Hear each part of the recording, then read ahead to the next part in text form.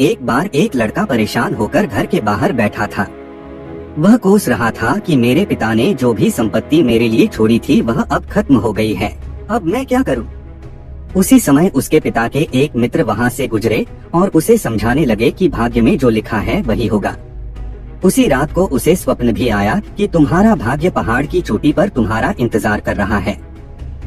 अगले दिन सुबह वह लड़का उस पहाड़ की चोटी की ओर चल पड़ा, जिसका उसे स्वप्न आया था कि उसका भाग्य वहां उसका इंतजार कर रहा है।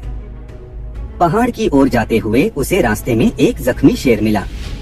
शेर ने उससे पूछा कि कहाँ जा रहे हो? उस लड़के ने बताया, मैं अपने भाग्य से मिलने जा रहा हूँ। शेर कहता है कि अपने भाग्य से मेरे भाग्य के बारे में भी पूछना कि मैं स्वस्थ कब और कैसे होऊंगा। आगे रास्ते में उस लड़के को भूख लगती है तो वह एक बाग में से खाने के लिए फल तोड़ता है, लेकिन कड़वे होने के कारण फल को वह फेंक देता है। बाग का मालिक उससे बताता है कि कड़वे होने के कारण कोई भी मेरे बाग के फल नहीं खाता है। बातचीत के दौरान जब बाग के मालिक को पता चलता है कि यह लड़का भाग्य से मिलने जा रहा है, तो वह उससे कहता है कि अपने भाग्य से पूछना कि मेरे बाग के फल मीठे कैसे होंगे। पहाड़ की तरफ जाते जाते लड़के को रात हो जाती है। वहाँ उसे एक हवेली नजर आती है। वह हवेली की मालकिन से वहाँ रहने की अनुमति मांगता है। हवेली की मालकिन उससे वहाँ आने का कारण पूछती है तो लड़का उसे बताता है कि मैं अपने भाग्य से मिलने जा रहा हूँ। हवेली की मालकिन कहती है कि अपने भाग्य से मेरे बारे में भी पूछना कि मुझे खुशी कब मिलेगी। अगले दिन सुबह वह पहाड़ की ओर चल पड़ता है और उसे सचमुच वहाँ उसका भाग्य मिलता है। वह लड़का भाग्य को उसके साथ चलने के लिए कहता है तथा शेर बाग के मालिक और हवेली की मालकिन के सवालों के जवाब भी मांगता है। भाग्य तीनों के सवालों का जवाब दे देता है और कहता है कि तुम चलो अपना कर्म करो, मैं तुम्हारे पीछे पीछे आता हूँ। वापस आकर हवेली की मालकिन को वह बताता है कि जब तुम शादी करोगी तब तुम्हें खुशी मिलेगी। इस पर हवेली की मालकिन उस लड़के को ही उससे शादी करने की बात करती है और कहती है कि मुझसे शादी के बाद तुम मेरी हवेली के मालिक बन जाओगे, तुम्हारी गरीबी दूर हो जाएगी और मुझे भी खुशी मिल जाएगी। लड़का बोला, नहीं, मैं तुमसे शादी नहीं करूँगा क्योंकि मेरा भाग्य मेरे पीछे आ रहा है।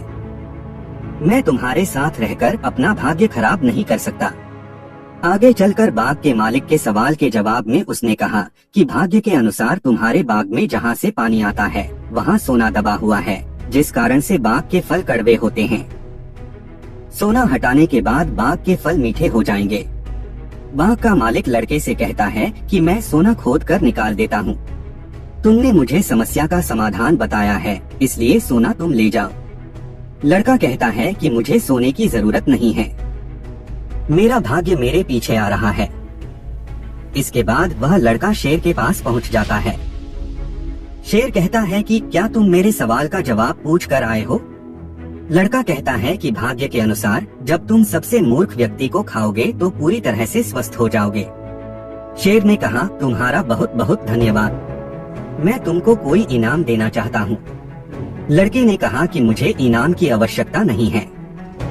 लड़के ने शेर को बताया कि हवेली की मालकिन ने भी मुझसे शादी करने का प्रस्ताव रखा था और बाग के मालिक ने कहा था कि तुम सोना खोदने में मेरी मदद कर दो और सोना तुम ले जाना, लेकिन मैंने उन्हें भी मना कर दिया।